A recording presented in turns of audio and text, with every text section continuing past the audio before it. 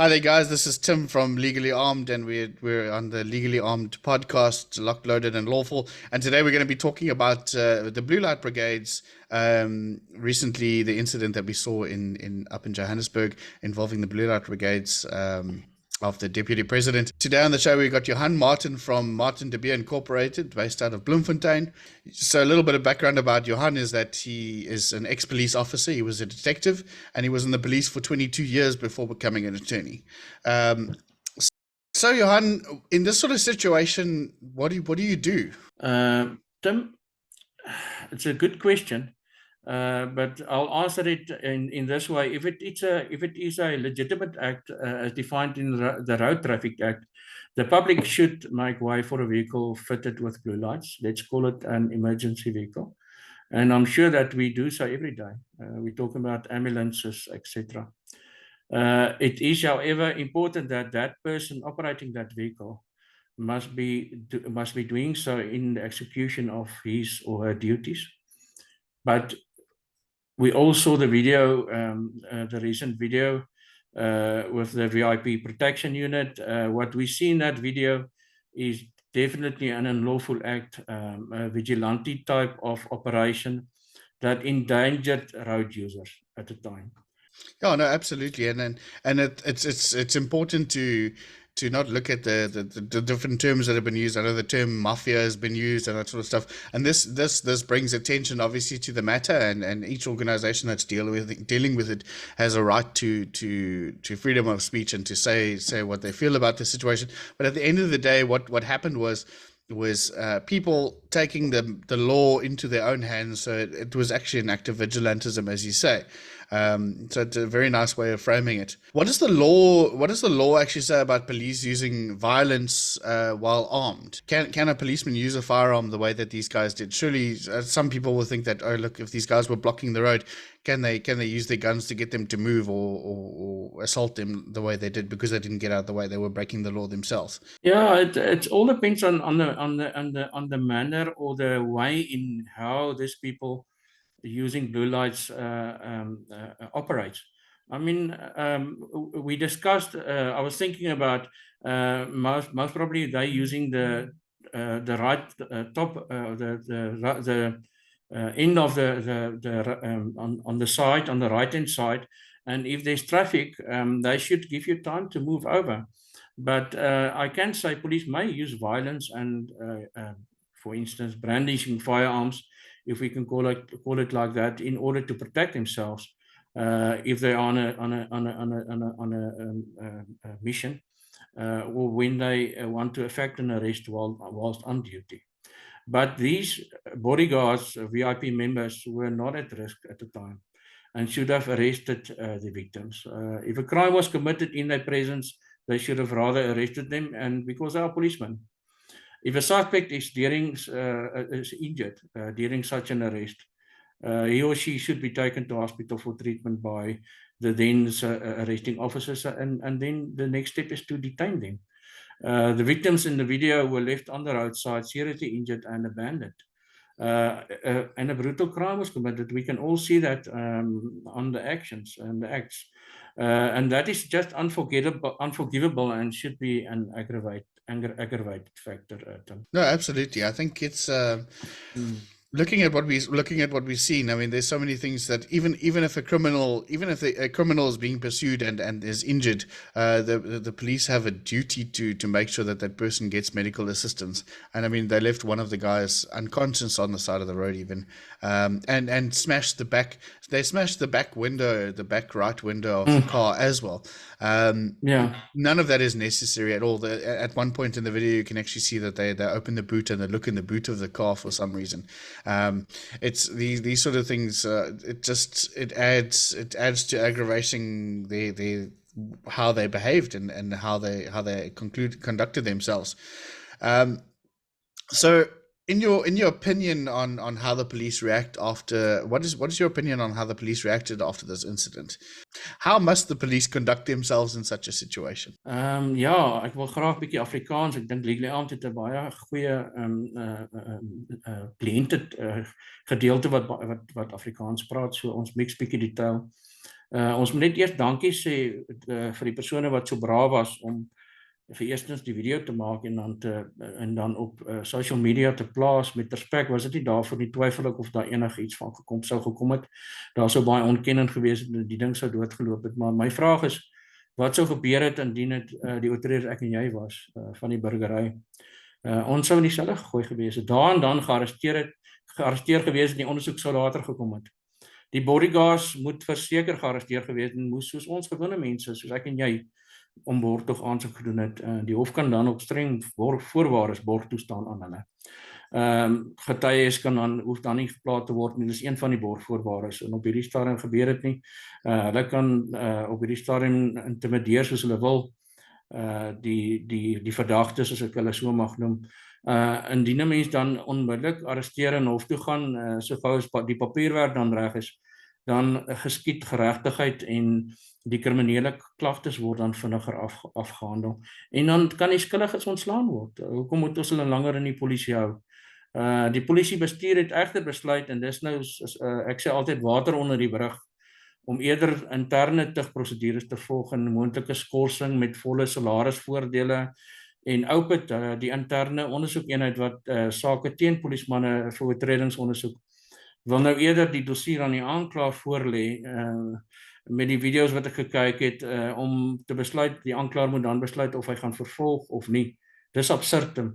Dit is absoluut absurd. Intussen word die getraumatiseerde getuies aan hulle lot oorgelaat sodat totdat hulle eendag sal kan getuig. Die ironie is dat die bodyguards verteenwoordig gaan word tydens die straf en siviele verhoor deur senior advokate wat deur ons belastingbetalers gefinansier word. Ja, en dat is eintlik onregverdig. These police officers need to be held accountable individually for their actions, and we shouldn't be having to fit the bill for them. They've already got a larger budget, and I'm sure we'll talk about it a little bit later on. But at the end of the day, if it, like you say, if it was you or I, there would be the consequences would have been, we would have been immediately arrested. We would have sat in jail without an investigation happening first, and then the investigation coming afterwards while we're still sitting and waiting for bail, all that sort of stuff. Yeah. And we would be tried and all that sort of thing. So what makes these officers so special? And now, because they use the term internal processes, why should there be an internal process for an absolutely blatant, obvious crime that was committed? I mean, it's on camera. And talking about it being filmed, we've seen that one of the guys that actually posted it or filmed it has received death threats. Someone sent him a message saying that we know what you've done, and why did you go and do that? You put us in a bad light, and you must be sort of watch yourself, kind of thing.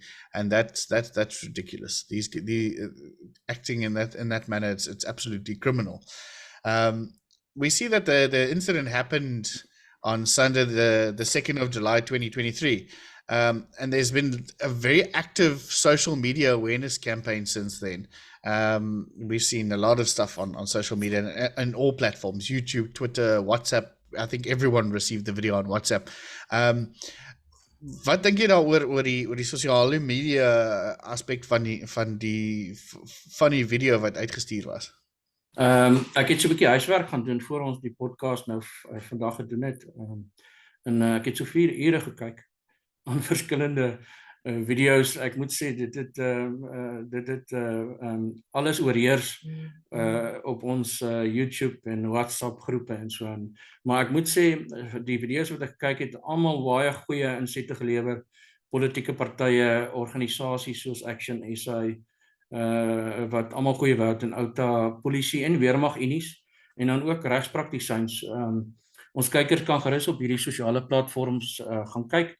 Daar's aanlyn petisies en dan daar's ook 'n dashboard kampanje waar ons anoniem dan ons insette kan lewer. En ons ek wil dit noem en dit is belangrik vir ons kykers om te verstaan dat ons hierdie insident nie moet afwater nie. Gee asseblief jou insette op watter forum jy ook al wil. Daar's baie maniere om dit te doen in plaas sodat ons aanhoudende druk op die regering kan plaas. Anders te gaan hierdie ding net weer 'n doodloopstraat bereik. Hoekom ek ook so sê is dat jy het nou die kans, as jy in so 'n soortgelyke situasie was, met hierdie bodyguards of die blou ligbrigade? Is dit nou jou waar jy definitief miskien voorheen bang was om dit te rapporteer en gevrees het? Is dit nou jou kans om dit te rapporteer sodat ons 'n globale prentjie kan kry van wat aangaan met hierdie mense? Yeah, and I mean, now that you bring that up as well, I think the statute of limitations on any crime in South Africa, unless it's murder, rape, or treason, is 20 years. So even if it happened 10 years ago, and you remember you were driving on Garsfontein Road, and they came and pushed you out of the way and shot your tire out, because I remember that incident specifically. I was driving behind a vehicle, and they pushed us out of the way. I moved onto the gravel road, and the one VIP protector leaned out of his car with his firearm and shot the tires out of a bakkie in front of him. So Unbelievable. that's attempted murder in my books. It's important that we keep a pressure on about this sort of thing, because they will eventually wait for the next incident to happen, and I know this very well. I'm in public relations myself. I know that you hope and pray in South Africa that something happens at the same time or just after your incident happens, because everyone's focus shifts. It's like they've got blinkers on. They can only see what's in front of them. And the moment they get directed to the next issue, then they end up focusing on that. So we need to keep putting pressure on government and make sure that this matter gets dealt with. And maybe it's time that we put some pressure on to say that these officers need to be arrested.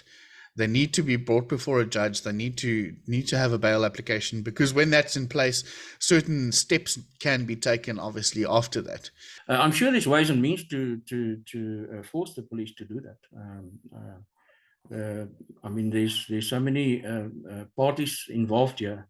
We come together, we can make a plan. So.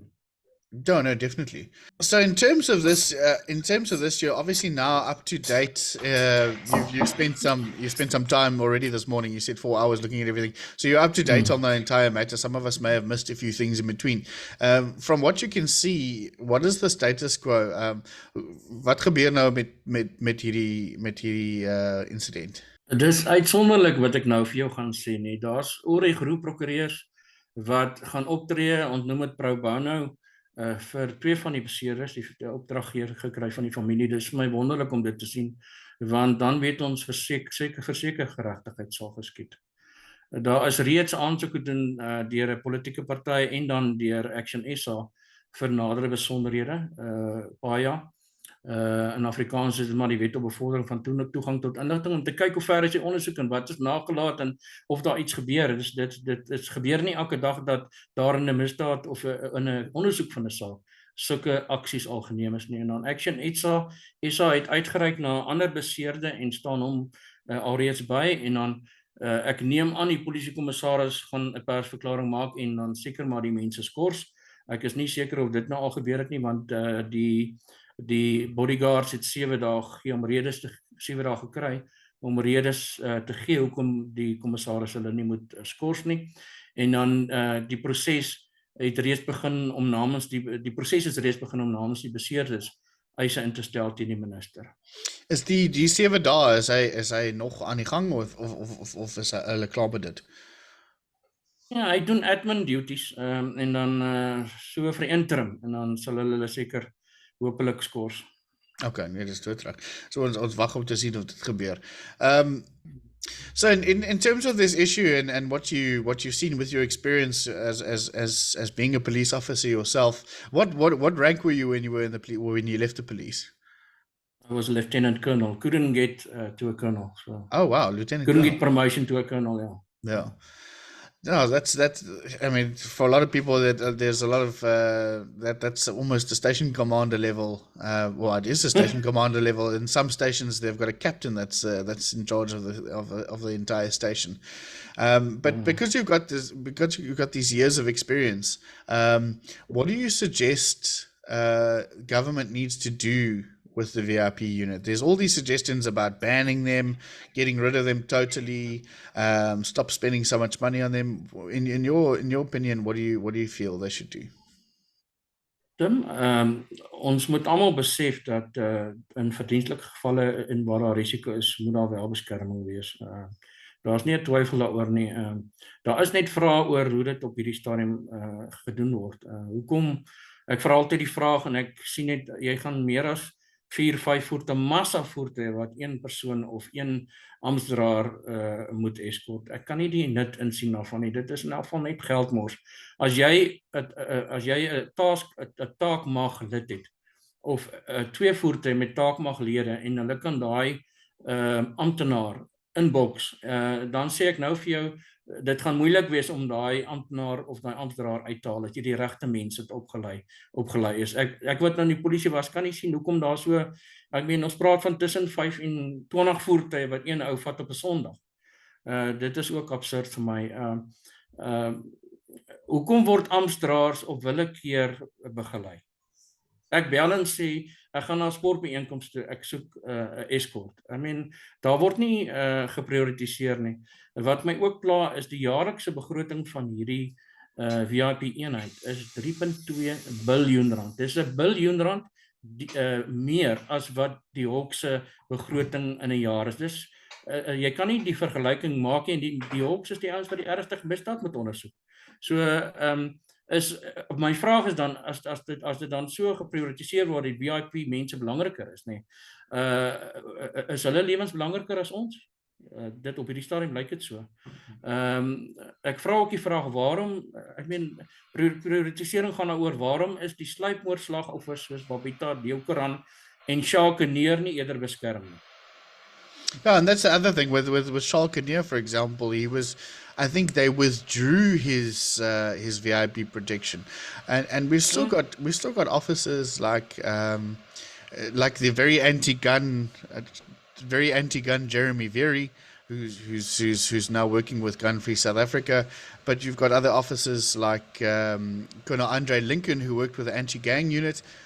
These guys don't have VIP protectors. I mean, I know Lincoln is no longer, I think he lost his legs in an accident or something like that, so he's now in a wheelchair, so he's even more vulnerable. There should at least be some sort of protection for these guys that are investigating quite heavy crime. And like we saw with Salkania, who was making extremely he was making a dent in the organized crime world here in the Western Cape, and he just didn't have the protection that he deserved.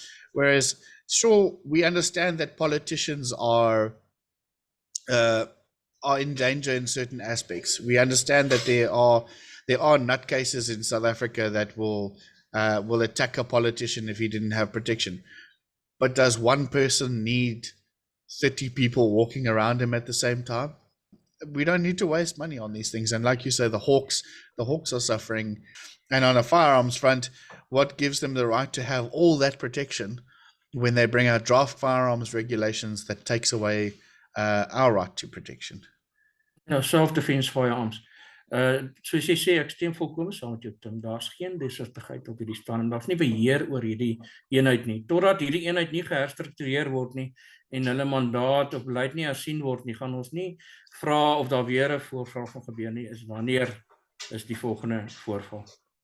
Absolutely, and the thing is, it could be you and I, and if with me, I'm driving with a firearm on my hip. My immediate thoughts are, what do I do? Because if they pull me out the vehicle and kick me unconscious, or kick me and I'm moving my arms, at some stage someone's going to see my firearm, and I almost have a 90% belief or 95% belief that if it was me and they saw the firearm, they probably would have shot me. Or some bystander.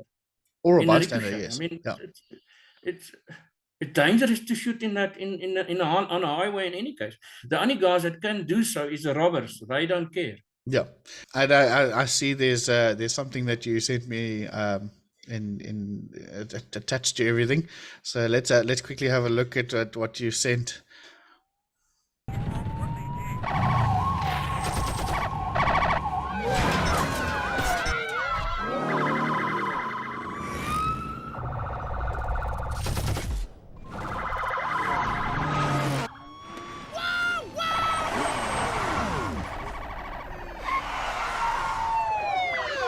Oh, wow. Look at this.